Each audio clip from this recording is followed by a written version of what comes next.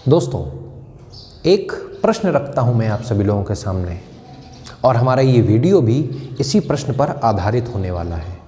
लेकिन इस प्रश्न को सुनने से पहले आप सभी लोगों से आशा करता हूं आप लोगों ने हमारे इस चैनल को सब्सक्राइब कर लिया होगा, और यदि आप नए हैं तो इस चैनल को अभी सब्सक्राइब कर लीजिए ताकि इसी प्रकार की इंटरेस्टिंग जानकारी आप सभी लोगों को राइट ऑन योर मोबाइल पे मिलती रहे जैसे ही वो वीडियो अपलोड किया जाए।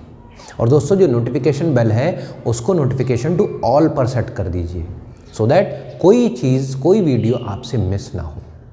तो फ्रेंड्स, क्वेश्चन ये था कि यदि मैं काफ़ी ऊंचाई से, फॉर एग्जांपल बहुत किसी मीनार से, किसी बहुत ऊंची बिल्डिंग से या किसी भी ऊंचाई से एक बहुत हल्की चीज़ और एक बहुत भारी चीज़ को एक ही समय में छोड़ूं, गिराऊं, तो इन दोनों में से कौन सी चीज़ पहले पहुंचेगी?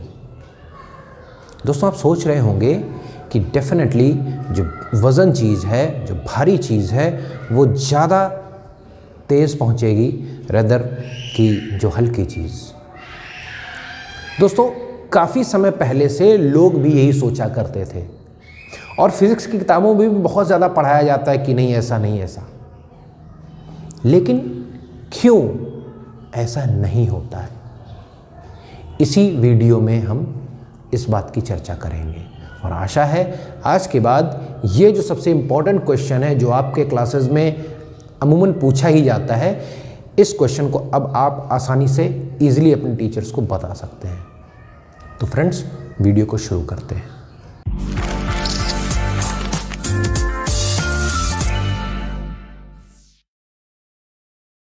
दोस्तों, ये क्वेश्चन अभी भी आपके दिमाग में वैसा ही उमड़ घुमड़ कर रहा होगा। हमारा जो टॉपिक है वो फ्री फॉल है और ये क्वेश्चन भी उसी फ्री फॉल के टॉपिक पर रिलेटेड है। मैंने आपसे क्वेश्चन पूछा कि यदि किसी एक बहुत ऊंची पहाड़ी से या बहुत ऊंची बिल्डिंग से मैं एक हल्की चीज़ और एक काफ़ी भारी चीज़ को साथ में गिराऊं। यहाँ पर छोटे का मतलब हल्का नहीं होता है या बड़े का मतलब भारी नहीं होता है। मैंने आपको केवल दिखाने के लिए छोटा और बड़ा बनाया। आप यहाँ पर एक कोई पेपर ले सकते हैं। मान लीजिए ये एक पेपर है, कोई कागज़ का टुकड़ा, और ये एक लोहे की बॉल है, आयरन बॉल। तो एक बॉल को और एक पेपर को उसी हाइट से और एक ही समय में जब ड्रॉप किया जाता है तो क्या होगा? सीधा आपका आंसर यही होगा कि दोनों धरती पर एक समय में एक साथ ना पहुंचकर पहले कौन सी चीज़ पहुंचेगी? पहले ये बॉल पहुंचेगी। सबसे पहले ये धरती को हिट करेगी और पेपर का टुकड़ा या पेपर की कोई भी एक चीज़ वो धीमे धीमे नीचे आ रही होगी। लेकिन हमेशा ऐसा नहीं होता है। हमेशा मैंने क्यों कहा? ये एक कंडीशन है अर्थ पर या किसी भी प्लैनेट पर जहाँ पर हवा एक माध्यम के रूप में उत्पन्न होती है, जहाँ पर हवा एक माध्यम होता है। आपने नोटिस किया होगा, यदि किसी एक पेपर के टुकड़े को, ये पेपर का टुकड़ा है, इसको आप ऊपर से ऐसे गिराएं, ऐसे पकड़कर ऐसे गिराएं, तो क्या करता है? ये पेपर का टुकड़ा सीधे नहीं गिर जाता, ये पेपर का टुकड़ा ऐसे ऐसे करके गिरता है। तो इस ऐसे गिरने से क्या मतलब है? क्यों ये इस प्रकार से गिरता है? क्योंकि इसके नीचे तो हवा है, ये पेपर का टुकड़ा है, इसके नीचे हवा है। तो पेपर का टुकड़ा जितनी ऊंचाई से गिरता है उसके नीचे उतनी ही ज़्यादा हवा होती है, तो उतनी ही ज़्यादा हवा उसको रेजिस्ट करेगी, उसको रोकने का प्रयास करेगी। तो ये गिरना तो चाहेगा लेकिन हवा रोक रही है, फिर ये गिर रहा है, फिर रोक रही है, फिर गिर रहा है, रोक रही है। और जैसे जैसे नीचे आता जाएगा वैसे वैसे इस पेपर के नीचे की हवा कम पड़ती जाएगी, कम होती जाएगी, क्योंकि वो धरती के सरफेस पर पहुंच रहा है। तो इस प्रकार से ये हवा नीचे पहुंचती रहेगी और पेपर गिर जाएगा।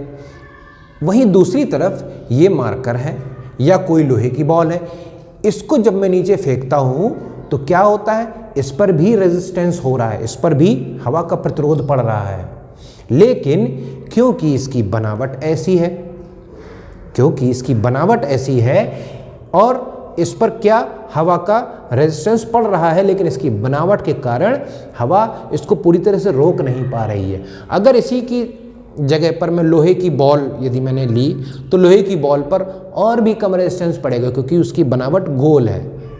यदि उसी लोहे के मास को हम एक फ्लैट शीट में कन्वर्ट कर दें, पीट कर, जो पीपे की शीट होती है उसको मैं उतने ही लोहे को पीट कर शीट में कन्वर्ट कर दूं, तब क्या वो लोहे की शीट उसी स्पीड से गिरेगी जिस स्पीड से वो लोहा गिरा था?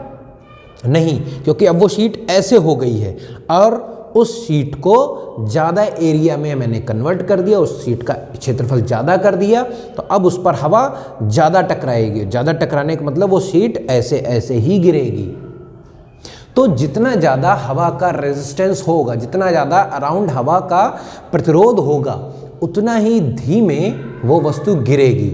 और जब वो वस्तु उतनी ही धीमे गिरेगी तो हम एक ऐसे क्यों कह सकते हैं कि हर हाल में पेपर का टुकड़ा ही जो है वो धीमे गिरेगा, एक लोहे की शीट धीमे नहीं गिरेगी। तो यहाँ पर हल्का और भारी से होना कुछ नहीं होता है।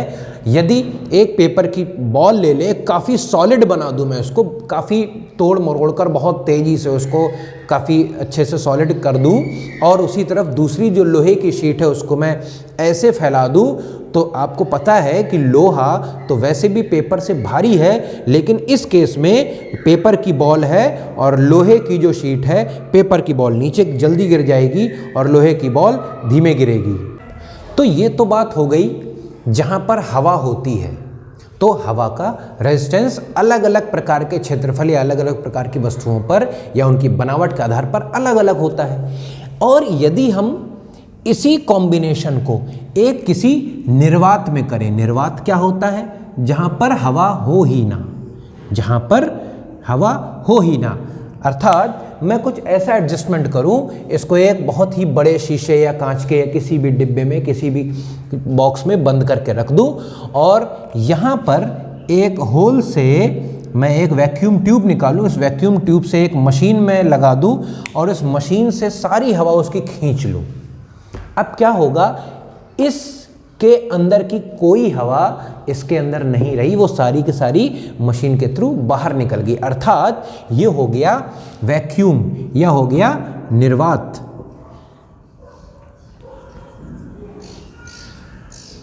वैक्यूम अर्थात निर्वात। निर्वात मतलब जिसमें कोई वायु ना हो, वात मतलब वायु, निर्वात मतलब बिना वायु का, जिसमें कोई हवा नहीं। अब ये बताइए, जब हवा नहीं है तो क्या कोई रेजिस्ट करेगा? क्या कोई प्रतिरोध पड़ेगा? नहीं पड़ेगा। तो इस केस में आप अगर रुई का टुकड़ा भी लेंगे, रुई का छोटा सा फाहा भी लेंगे और चाहे कितनी भी भारी और कैसी भी बॉल हो, लोहे की या किसी भी चीज़ की, वो दोनों एक ही समय में एक ही साथ नीचे टकराएंगे। तो दोस्तों इसी को हम लोग कहते हैं फ्री फॉल। फ्री फॉल का मतलब होता है फ्रीली फॉल करना। फॉल कोई चीज़ क्यों करती है? उस ग्रह के ग्रेविटी के कारण, जितना उसमें गुरुत्व बल लगा रहा होगा उसी हिसाब से वो चीज़ फॉल करेगी।